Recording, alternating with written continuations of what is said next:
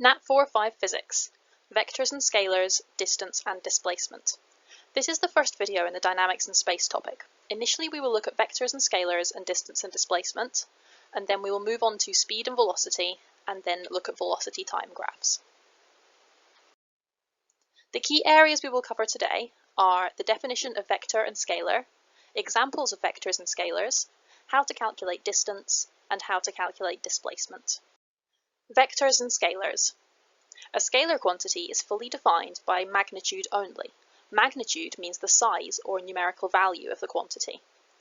A vector quantity is fully defined by using both a magnitude and a direction, for example, north or south.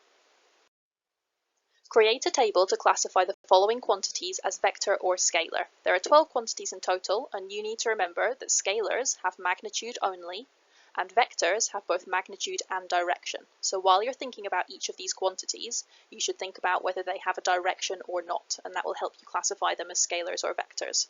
The quantities are acceleration, displacement, distance, energy, force, mass, speed, temperature, time, velocity, volume, and weight. Pause now to give yourself enough time to create your table. Here is the table of quantities. Our vectors are acceleration, displacement, force, velocity, and weight, as they all have a direction as well as a magnitude, but our scalars are distance, energy, mass, speed, temperature, time, and volume, as they do not have a direction, they just have a magnitude. Some of the common scalar quantities can be remembered by using this acronym, STDME, where S is speed, T is time or temperature, D is distance, M is mass, and E is energy. You can use these letters as they are, or you can create your own little word using them to help you remember. Distance. Distance is a scalar quantity, and the symbol for distance is a lowercase d. We know that because distance is a scalar, it's defined by its magnitude only. Distances are found by carrying out simple additions. Displacement. Displacement is the direct distance travelled in a stated direction from a starting point. You might have heard of the phrase, as the crow flies. This is the shortest path between 2 points, and if you imagine a map with a runner's path on it, the distance the runner travels is the full path they take, but the displacement is the distance between their start and end points, so how a crow would fly from the start to the end points of the race. Displacement is a vector quantity, and the symbol for displacement is a lowercase s. This can be confusing because sometimes, perhaps in maths, you write speed with an S, but we always write speed with a V and displacement with an S. A displacement needs to be defined by a magnitude and a direction, and we know this because it's a vector.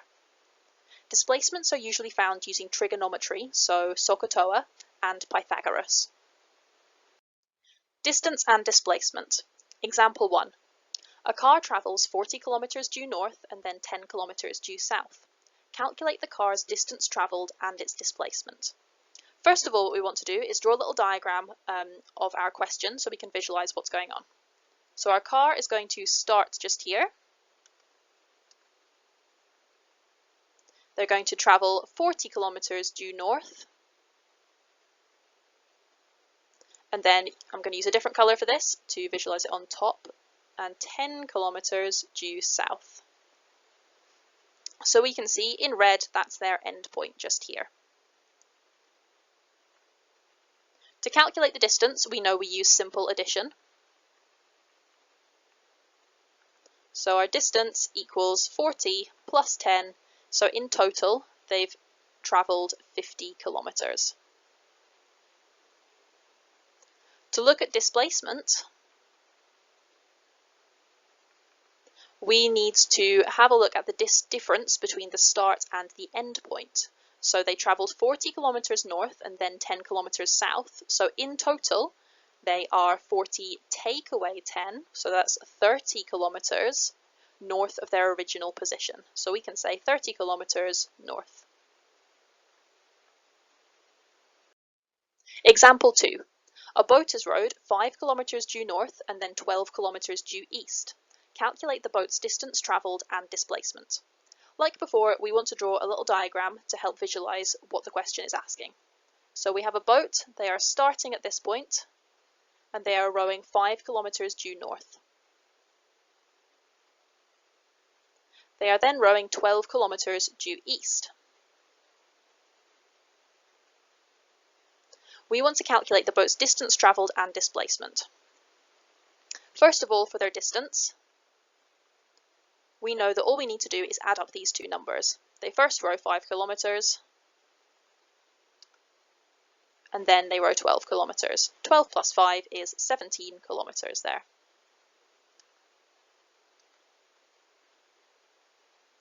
Now we want to have a look at their displacement.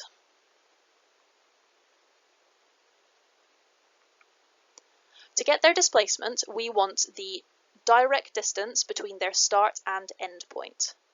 So we've got the start, we've got the end, and we can put in a dotted line to show displacement here. This line just here. I'm going to label that with an S because that's our displacement symbol. As well as getting a numerical value for this, so a size or a magnitude, we also need a direction. Then we need to take our direction from our start point, so I'm going to add in a theta just here to show where our angle is going to be. So we need to work out a length and an angle. First of all, for our length, we should use Pythagoras. So labeling our side, you could do it a squared, b squared, and c squared for our Pythagoras equation, or I'm going to label our hypotenuse, so s squared equals, and we're going to label the other sides relevant to our trigonometry equation. We'll come to that in a little bit, but initially we can just use the numbers. So s squared equals 5 squared plus 12 squared. Grabbing my calculator, 5 squared plus 12 squared, just popping it straight in, is equal to 169. So s squared equals 169. Now we need to do the square roots to find s by itself, and the square root of 169 is 13. We didn't need to do any rounding there, it's given us a nice round number. So the distance between our start and end point directly is 13 kilometers. Now we need to find the angle between these two. So I'm going to draw a little diagram of our angle just here we want to work out.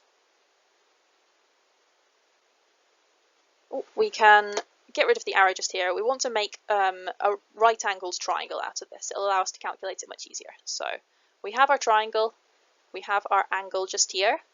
We've got 13 on the hypotenuse, we've got 12 kilometers up here, and we've got 5 just here. Let's label these. Our H for hypotenuse, O for opposite to the angle, and A for adjacent to the angle. Now we want to use trigonometry, so SOHCAHTOA. And you may have different ways of using this depending on how you were taught it in maths, but the way I like to go about it is ticking the values that we were given in the question. So we were given 5 and 12 in the question. 5 was the adjacent, so we can give a little tick on the A, and 12 was the opposite, so we can give a little tick on the O. It's better to use the numbers you were given in the question, as you're going to get a more accurate result, because sometimes your hypotenuse, the one that we calculate for a displacement, is going to be a number that you rounded. And if you use a rounded number in that calculation, it's going to give your final answer to be a little bit off. So we want to go for the initial numbers we were given. Because of that, we want to use TOA, so tan. The equation that you use for this is tan of our angle is equal to opposite over adjacent. Filling our numbers in, we get tan of theta equals 12 divided by 5. To rearrange this to find the angle, we take theta equals the inverse of tan, because we're taking tan across to the other side, and we've got 12 over 5 in our brackets. Popping that into our calculator, we do the inverse of tan, and then 12 over 5 in the brackets, to get 67.3801, and so on. We can just put some dots after that to signify this, but we want to round it. So in the middle just here, I'm going to put our final answer. And we can say displacement equals 13 kilometers at, and we can round this to a whole number, 67 degrees.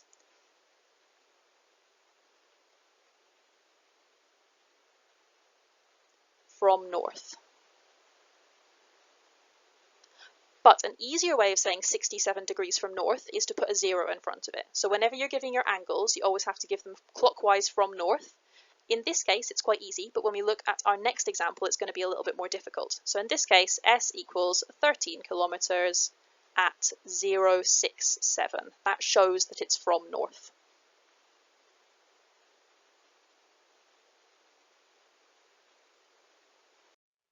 Example 3.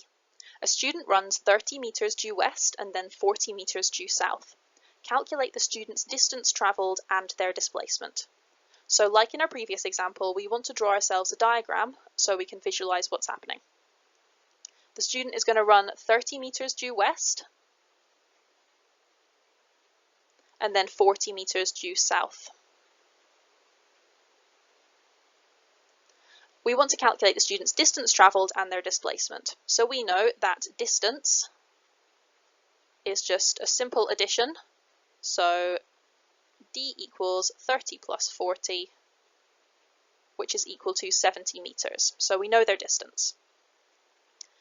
For the displacement, again, we need to use Pythagoras to calculate the hypotenuse in our triangle, which I'll just draw in now. So that's that dotted red line just here. That's our displacement. A little bit wobbly, doesn't matter. And so let's start off with this. S squared equals 30 squared plus 40 squared. So S squared equals, just pop it into my calculator just now, that's 2,500. So the square root of 2,500 is equal to 50. So the magnitude of our displacement is 50 meters. Now we want to have a look at the angle. And I'll grab a different colour for this. Our angle, remember, it's always from the start point, which was just here. So our angle is just here this time in our triangle. And remember, this is a right angle triangle, so we can just use trigonometry. I'll add in my labels. So our hypotenuse was S, our opposite is the 40 meters, and our adjacent is the 30 meters. So using SOHCAHTOA, we can tick the opposite and adjacent. And again, we're going to be using tan. It's likely you'll be using tan in all of your calculations here because those are the numbers we're given initially in the questions, because they don't give you your hypotenuse in the question, as that's the displacement itself. So tan of our angle is equal to opposite over adjacent. Tan of theta equals 40 divided by 30. Rearranging this, oh no, we don't write tan here, we want to write our angle just here. So theta equals the inverse of tan, with 40 over 30 in brackets, and popping that into a calculator. Remember, if you're using a scientific calculator, you press shift and your tan button, and that gets you to the inverse of tan function. Inside the brackets we want 40 over 30, and that gives you 53.130 and so on. And we can round that to 53 degrees. This time, it's not going to be as simple as just putting a 0 in front of our 5,3. We need to figure out this angle from north. So I'm going to take an extra bit of space across at the right-hand side here. And this is our angle just here. North is this direction up here. So we want to get this angle all the way around here. Oh, I've drawn my arrow too far, haven't I? We want to get this angle just here. That's better. So what we can do is we can spot that our angle is 53 degrees, and we can say that's from west, just here. We can put west. So if we look at a full circle, we know it's 360. North to east is 90, all the way around to south is 180, all the way around to west is 270. So I'll draw a little diagram of that. North all the way around to west is 270.